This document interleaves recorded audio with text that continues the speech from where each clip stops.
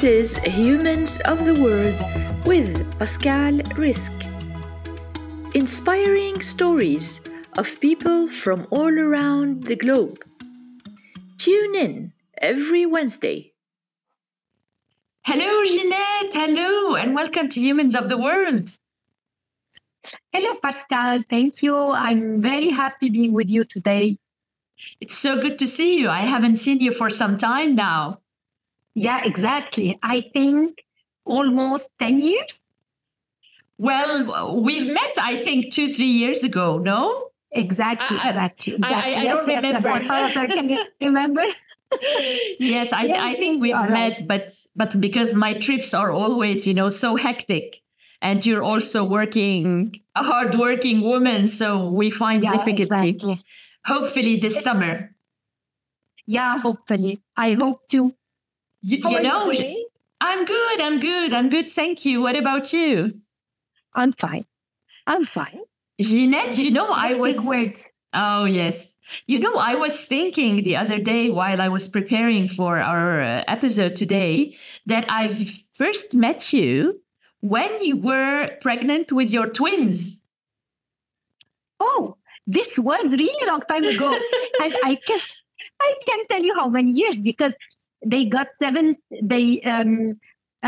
last week was their 17th birthday. Oh, happy birthday. That was, so it's basically almost 18 years ago because you were in the beginning of your pregnancy. Exactly. Okay, so you have a better. I remember so much.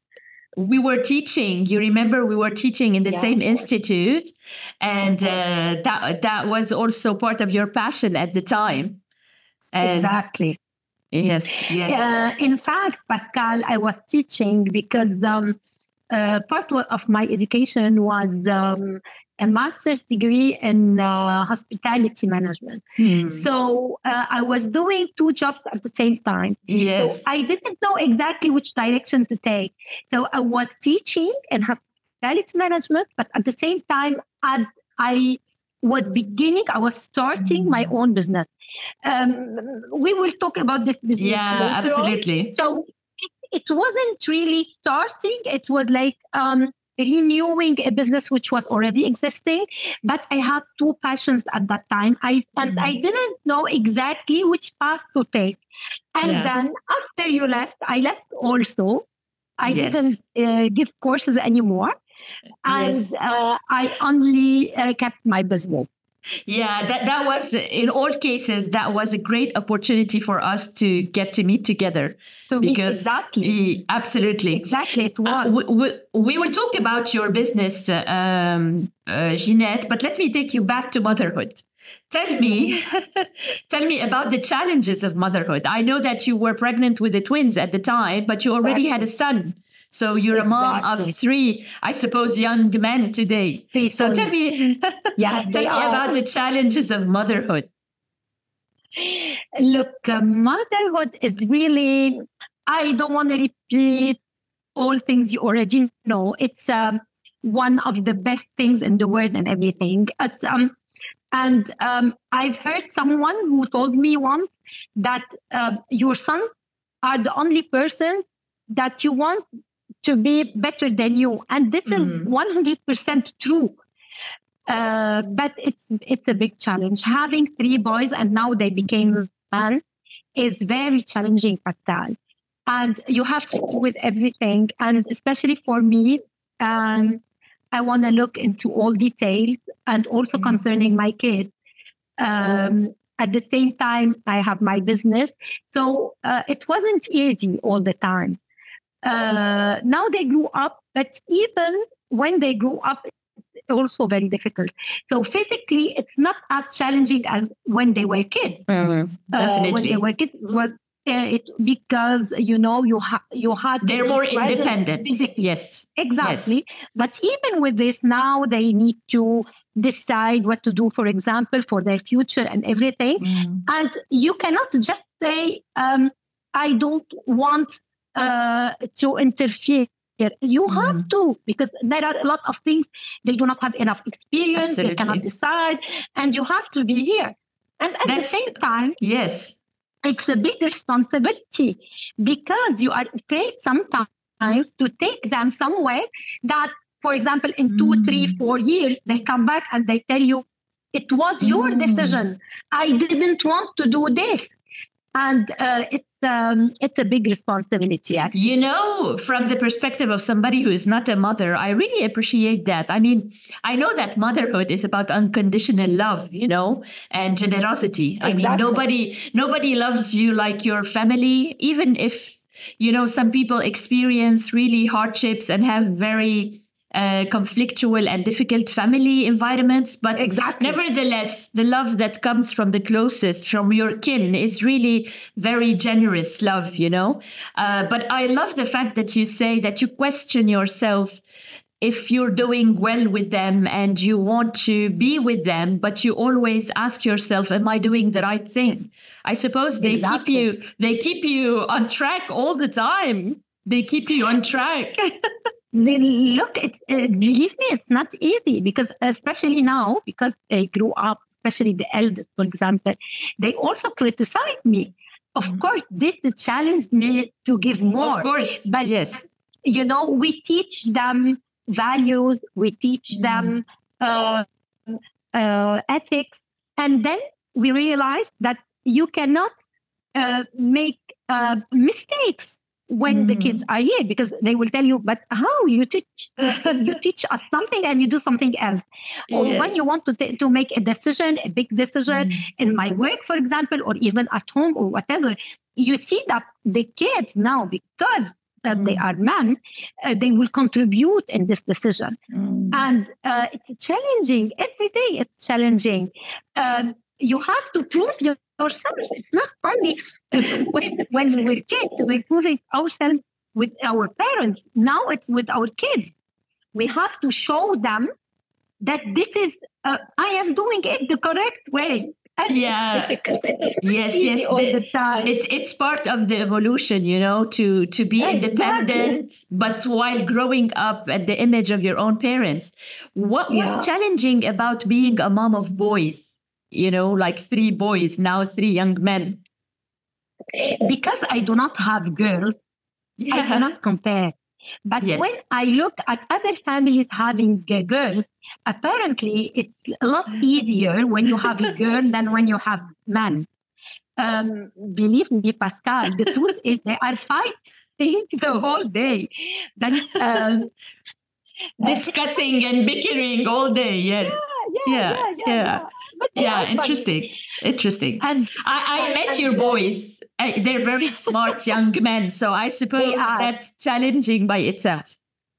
Exactly. It's very challenging, because there are a lot of things I cannot do when it's not when they are here. Of course, I do not do anything if they are here or they are not. I mean, if they are looking or not looking behind their back. Yes. But in all cases, it's not easy, because they are just checking up on me the whole day, the whole time, whenever they are with me. And, even when I want to go shopping, they will go with me and they will tell me, this is not nice, don't take it. You don't take it. And I don't take it. Yeah, there's a lot of beauty in that, because they look up to you. They look up to you. Otherwise, they wouldn't show probably so much interest. That's really nice. I have a very nice relationship with them. Yes. And I like it. Yes, I think that's fundamental, in order to help them grow as adults, good, healthy adults, so they can make their own healthy choices. Exactly. And it's also, for me, also, it's rewarding. Absolutely. It's like having my friends around me the whole day. It's very important. Well, yeah, I suppose so. Ginette, take me back to your early beginnings, like when you started working, the early beginnings. I've never heard that story. Can you take me back and tell me about it? I have always been very active. I liked work. So when I was at the university, I had some free time. So I was helping my father, who was in the business of watches, but we do not do the same thing, my father and I. My father was in the business of spare parts of watches. I am in the business of complete watches. It's very different because he had something technical while I'm more into brand managing, marketing and everything. So I was going to help him sending faxes, sending emails. The email was doing everything, the internet was so I was helping him. And this is where I discovered passion to work. So I was someone very active. But at the same time, I had another direction in my educational studies. So this is why I went to teaching at the same time while I started helping my father. And then I took another direction in the business of my father. I had my own department, which was the brand imaging. So I was taking brand, being a distributor for brands for Lebanon and distributing them on the market. So this is how it started. I started at a very small company with one employee as a staff. Now we are a company of 35 persons, and I'm really very proud of my company today. Congratulations! Thank you. Yeah, thank you. And nothing is easy, Pascal, in this life. But for me, my business is like my kids. And so it was small. I had it to grow up, and it's rewarding. So I want to go more in details into that, but I want to ask you first something. So while you were exploring your passions and then you started putting your energy helping your father, did you make your choices out of freedom?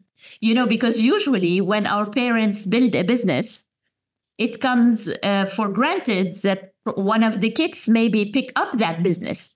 How free were you when you chose to follow this path? Because I know that your brothers and sister are in a completely different field.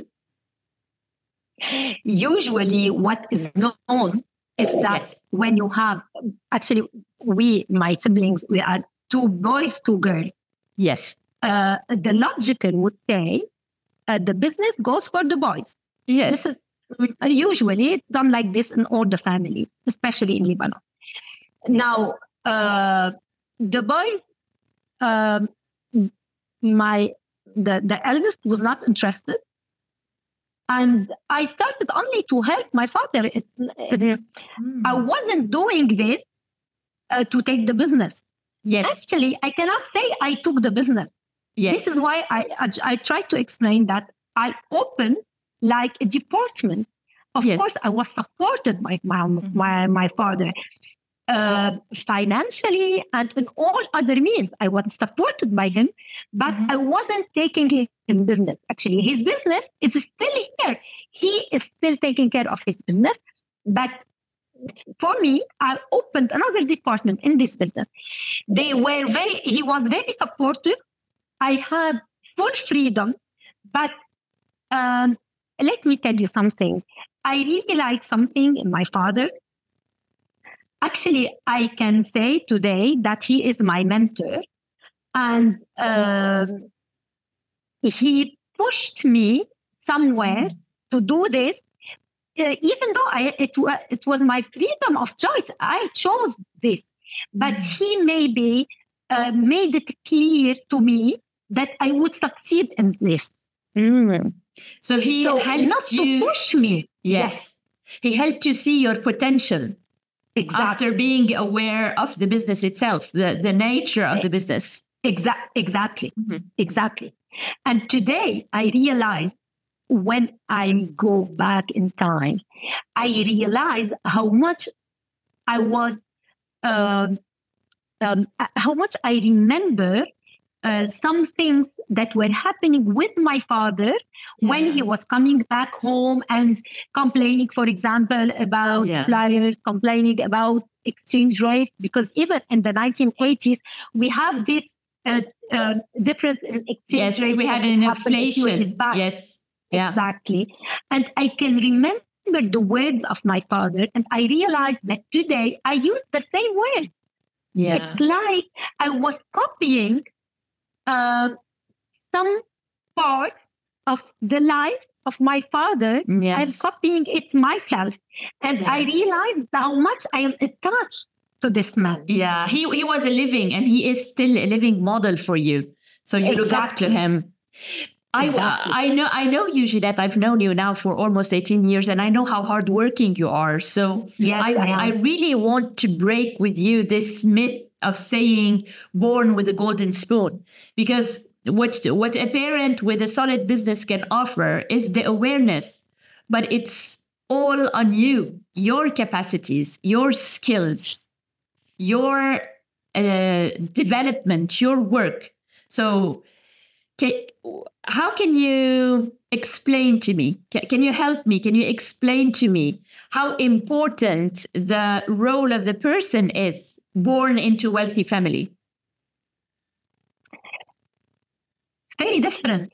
I mean, you can be born in a wealthy family and do nothing with your life and just live with the money you have, spend everything you have, and just wait for your kids to grow up and maybe themselves to make money and to give you money so you can keep living the same way. For us, for me, the importance has never been the money. So when I started working, it wasn't for the money. And now when I think of it, money was, till now, the aim is not the money. I like what I'm doing. What I'm proud of is that I'm a hardworking person, a fighter. I like to succeed, not to get the money. So it's not the wealth that I'm trying to look after. That is very clear. That is very clear to me. But what I wanted to focus on is that, however, being financially solid helps you, prospect businesses and start something. Now, there, when you start your own thing, when you started your own company, I want you to tell me about the work you did on yourself and your management skills to make that business develop, So maybe you can be given financial solidity, but if you mess up, all will go down, there's a downfall. But it's your capacities and skills, Pascal, when you open a business, even if you are wealthy, usually in business, you put a lot of money. You have to invest a lot. You cannot say, okay, I take from my money to invest every day in my business. You have to have a successful business. So you have to find a way to get your business successful. But let's talk about success. When we say success for me is not an end. A success is an ongoing process. You need to make constant efforts every day. It's not, you don't aim to get to this success and then you stop. In order to be successful, you have to work on it every day. It's not that I'm wealthy, I use my wealth, and that's all. Not at all. And when you do something with passion, You don't look at your wealth. I don't do it in order to get rich and that's it. I do it because I love doing it. So Yes, being wealthy is important because it can help you invest in your business. absolutely. But for me, that's it. Yes. For me, that's it. I strongly believe that we unfairly say, oh, he was born in a family with a big business. That doesn't necessarily mean that this is the key to his success. I mean, it's very important to highlight that money is not coming from a fountain. Money is produced because of constant effort and constant work. You know, you may receive a solid business, but if you don't have the necessary managerial skills to build your own, to make it grow, to develop it, then everything could just be lost, you know? And this is the very challenging part. Yes.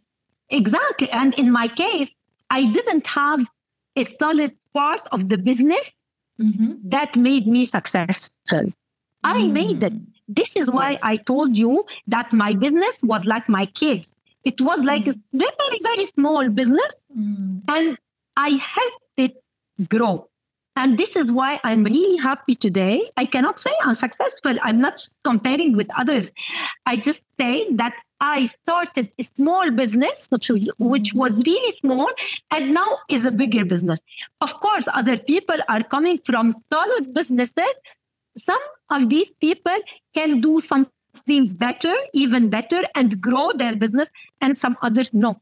They just stop or just liquidate. Definitely. Business. Definitely. If I go back with you, Ginette, now that you the AirPods with our curly hair are always falling here and there. This is the cons and the pros of the curly hair. So Ginette, now if you look back and evaluate those 20 years, can you, in order to inspire our listeners, can you tell me what were or are the 3-4 main characteristics that you had to develop in you to reach the success you are having now?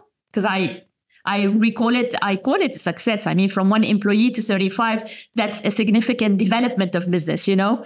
So what are the main characteristics? And then I will talk with you about the challenges of your personal and context in Lebanon, where there's no stability whatsoever. So tell me about those characteristics. Characteristics you mean, or what you need? What I think is the most important points to success. The business has to be sustainable. Otherwise, it's not a business. We are still not speaking about success. We are just speaking about sustainability. Even for sustainability, you cannot just use your financial means, absolutely, the means that your family has, in order to sustain with your business. This is one point. Now, for the other part, speaking about success. Success is an ongoing process. It's not an end by its own. In order to speak about success, you have to be successful every day. The day you stop doing efforts, the day you stop working, the success is over. So it's not an end. It's the ongoing process of living this success every day. So every day you work on the project you are working on, and you can feel the success. As I told you, it's not an end. Yes. Sorry, what was the other part of the question? Yes, was about you as a leader, you know, as a founder and a CEO. What are the main traits that you developed, you know, to be who you are today? Look, there is something in myself that I really like and I really love. But sometimes I receive some criticism saying that, yes, because you have empathy because you are a woman. Yeah, and why not? Who said that you don't have to have empathy when you are leading a company? I'm really proud of this trait of character of myself. I'm very first, I'm very down to earth, very persistent. I make a lot of effort. I'm very close to my employees. I really treat them like little brothers and sisters. And sometimes for the youngest of them, like my kids. But I really love them. And especially for the persons working with me at the office, we are now like 8 or 9 persons at the office. I really take care of them. I look at their faces in the morning. If they have a problem, I say, why today you are not smiling? Come, and I want to know what's happening. And I go into their problems and I help them in order to resolve these problems. So I'm very close of these employees. I think that this is part of my success. And people, they are motivated when they work with me. Absolutely. Ginette, 2 things. Because this is an international platform, I'd like to highlight the beauty of small countries and, family businesses. Like you built your own family business around you. This is not possible everywhere, but in your case and in your context, and we will talk now about the challenges of the Lebanese context. This is very important and pertinent to keep your employees motivated. I believe the role of a leader, and as you said, you are breaking a lot of paradigms, Why should your empathy be considered a vulnerability when it's becoming your strength? And it's becoming something that really keeps your employees motivated in a country with severe challenges. And we'll talk about those now. So this is the beauty. This is the beauty of such workspaces. I'm very much aware that this is not possible everywhere and anywhere, and it all depends also on micro and macro management. So let's talk about the challenges, Ginette, of having a business in Lebanon. It's true that this is humans of the world, and I regard you as a human of the world because of your openness to the external world. And because of the nature of your work, it's all based on a relationship with the outside world of Lebanon. In Lebanon, we do not have any industry. We import everything from the other countries. So how can you be persistent and amidst all these challenges? I mean, Lebanon is known for having instability, constant turmoil. Lead me into this. I cannot give you hints because if I look back since 2 years, like since 2018. Yeah, 6 years ago. It started to be really difficult in 2018, even though the crisis only started in 2019. But already in 2017, 2018, it was becoming extremely difficult. So you had to, inflation was very high, salaries were high, rents were high, and you had to deal with all these. You had a lot of things to pay, a lot of the dues, and you had to pay your suppliers, the suppliers which are abroad, of course, because as you said, we import everything from several countries. When the crisis started in 2019, really, Pascal, when I look back to this moment, I don't know if I can live all this again. Yeah. So the crisis started in 2019, then COVID in 2020, then the blast at the port in 2020, in August 2020, and all what happened during these years was very challenging. I will give you an example. When the crisis started in 2019, Ginette, can we explain to our international listeners what happened in 2019? In 2019, people in Lebanon woke up to their money being blocked in banks. So literally, yes, you couldn't have access to your funds. Yes, exactly. They closed their doors. They closed on Friday, Yes. They closed on Friday, saying because about the revolution and people who were going in the streets and everything. So they said they were afraid. So they closed their doors. But it wasn't the main reason why they closed. When they opened after 1 week, they said, okay, but people cannot retrieve their money. What happened is, for example, in my case, I had to pay my employees because it was on October 19th, and 10 days after, we had to pay the salary. Yes. So, and we didn't have cash. I mean, businesses do not handle this amount of cash. Of course. So first, you don't have cash. And second, and this is one of the most important challenges, is that usually when you deal in business, you don't pay cash or in advance. You have like a term bank transfer for payment, 30 days, 30 days, 60 days, or 90 days for some companies. So when banks closed, I had to pay a lot of money to my suppliers. But for us, it was like, okay, no problem. When they open next week, we will transfer the money to you. But when they opened after 1 week, it wasn't possible to transfer the money. And here, after 2 or 3 years, actually after 6 months, we started to realize that these banks will never give us our money. Yes. So what we were trying to do is to make these suppliers understand that it's not because we don't want to transfer the money. It was because it wasn't possible. Yes, and this was This is really was something I remember those days. It was really difficult to explain to the external world what was happening. And then within 6 months from that, COVID hit and there was the shutdown. Exactly. Tell me about the shutdown. And here we had to close all the stores also. Yes. So before closing the stores, you were selling a little bit and getting some cash to pay at least our employees.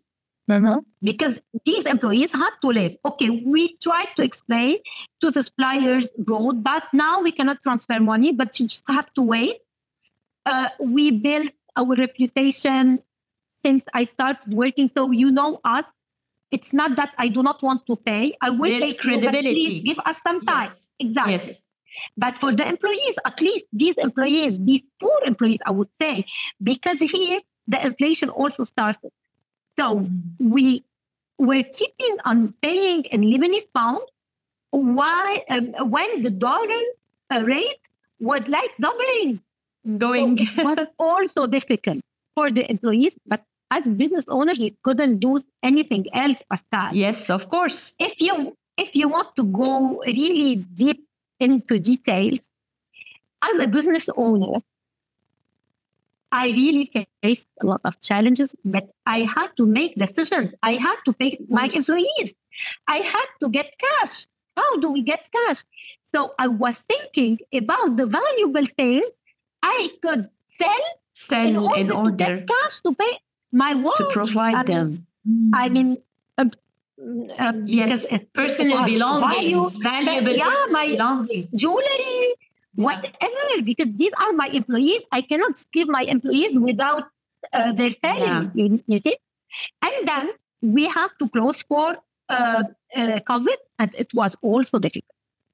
And then we continued doing business, and I can say we were a bit lucky. We continued doing business, and then because the airport was shut down, so it was closed, we had to get our shipments, our goods, by sea. Yes. And a big shipment was due to get to Lebanon on August 5. And the blast happened on the August famous 4th of August. Exactly. We had the harbor's explosion, massive, catastrophic explosion in Lebanon. Exactly. But luckily, the boat, the ship, was redirected to another country. So it wasn't in the port still. So at least you didn't lose the goods. Exactly. I mean, there was a delay, but you didn't lose the goods. The delay was that because the port was all it was a huge destruction. It wasn't anymore. Yes. Yeah, exactly. We had to wait like 5 months to get our shipment. Mm-hmm. It was something logistic. So they weren't able to open the containers and to give us our shipment. But it was okay. But it was really difficult, Pascal. So when I think of these days, it was extremely difficult days. Mm-hmm. So with all these, it was difficult. And now people ask me, how could you sustain your business in these days? Look, Pascal, even though I usually say, for me, it's not that luck does not exist, but I do not. I don't like to say he is lucky or she is lucky, because to put everything on luck. Yes. Yeah. Don't put it. But sometimes, yes, there's some luck, and I was lucky. Yes, I love that. But I will add to the question that people ask you this: how do you convince your suppliers to keep on working with you? I mean, every 6 months there's a huge blow up, in Lebanon. So how do you convince your suppliers to stay with you? I mean, you deal with international, very famous international brands. Yes, two things.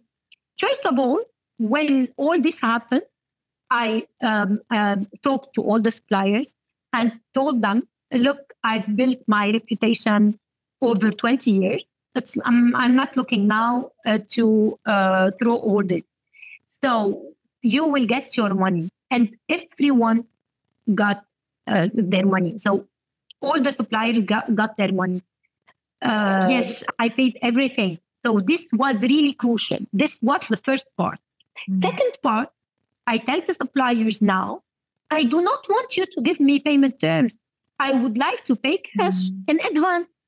So whenever I can pay cash, you send me merchandise. If I don't pay cash, you don't send me anything. Sometimes they say, but we don't really at all. We can send you because we trust you will pay. And I say, I do not want. Yes. Just whenever I can pay, I will send you money and you send me my merchandise. Yes. And this is how it goes. You built your own trust with your suppliers. I mean, they trust you. And this credibility pays off, and yes. I can totally understand when you say that you want to pay in advance. This is risk assessment. I mean, in Lebanon, with the uncertainty of the whole situation, this is it's like reducing your risks. You are putting your money out, but you're reducing the whole chain of risks coming afterwards.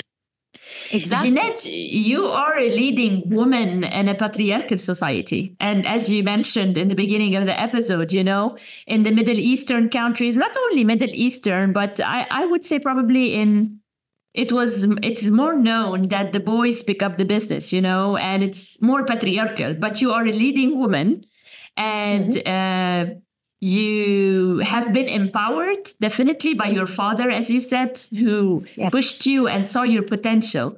And I know that you do a lot, to empower women close to you or women in your working environment. Tell me more about that. I discovered lately that I like when a business is owned by a woman. I like to work, believe me, because I feel that it's not by chance that this woman is leading this business. Because, Pascal, I've read an article like 20 years back about something called stealing for women. So usually when you are a woman, there is a certain limit where you can attempt, because otherwise the upper is for men. Yes. So whenever you are a woman and you are leading a business, there are so many challenges that you have that men do not have. So whenever you succeed, it means you are making a lot of effort. This is why I value the businesses that are owned by women. And I find that the best service I get is usually by business owned by women. You speak from personal experience, of course, Yes. because it's Yes, of relatable. course. It's relatable. Yeah. It's relatable. And this is why I like to empower women. I get the best service. Of course, as you said, this is my experience, my personal experience. Yes. How do you do that concretely now in your company? How do you do that concretely? For example, now, whenever you want to make advertising or you try to work with influencers Yes. or to get influencers talk about your product. The new language, And- yes. Exactly. I prefer to go to women. Whenever I need services from other agencies, like, for example, advertising agencies, marketing agencies, and so on, I prefer whenever the company is head by a woman. Okay. So I feel that every time I can work, I need a service that can be provided by a company headed by a woman, I will go this way. I understand where you come from, and especially, the extra sensibility of the female whenever she's assuming a role, a business role. Yeah, but she will try everything to get you where you want to go. This is very true. Women try so many things and try to find always so many ways.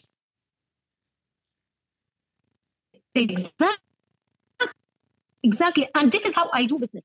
This is why all the suppliers with whom I work, now we have personal relationships, so we get to know each other and everything. So, and everyone will say, Ginette is a fighter. Yes. I am a fighter. Of course you are. Because even if in my business, Pascal, whenever we go, for example, on international meetings and everything, most of the time, I'm the only woman. All the others from all the other countries are men. So usually businesses are not done for women. I do not know why. Sometimes women do not have this patience because it's really difficult. Yes, it is difficult to have. Yes, absolutely. It is difficult, of course, to lead a business whenever you have so many elements that are do not depend on you, that are outside of your control. This is one. And two, you have to be a multitasker. Yes. Because you have to have knowledge in all the subjects that you deal with. Yes, this is the figure of the leader. Absolutely. Yeah, and it's not always very easy. It's never easy, and that's why not everybody is born leaders. And a lot of people, even if they are appointed leaders, they do not succeed in it. Exactly.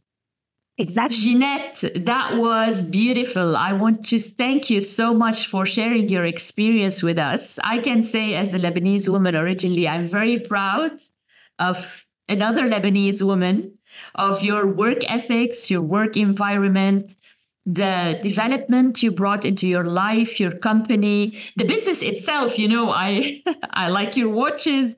It's been some time now since I bought one. What can I say? This is the Apple default, but I'll come back to it. So thank you so much for your time and for sharing this with us. Thank you so much, Pascal. I was very happy being with you, and hope it is a successful experience for all the women that are listening to me tonight. I'm sure that so many women will be inspired by your story, and particularly by your fighting spirit. Amidst all the challenges, the turmoil. We are not talking here about simple challenges. These are high-scale challenges.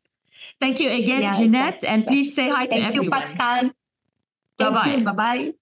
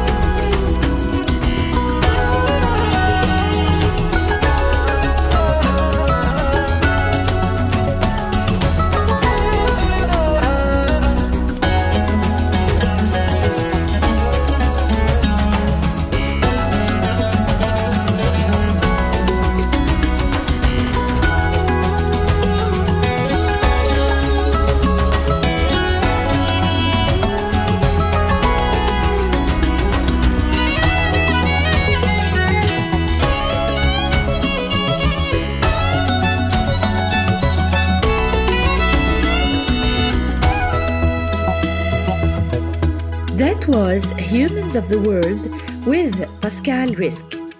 Available on Spotify and YouTube. Music by Gabriel Sassi.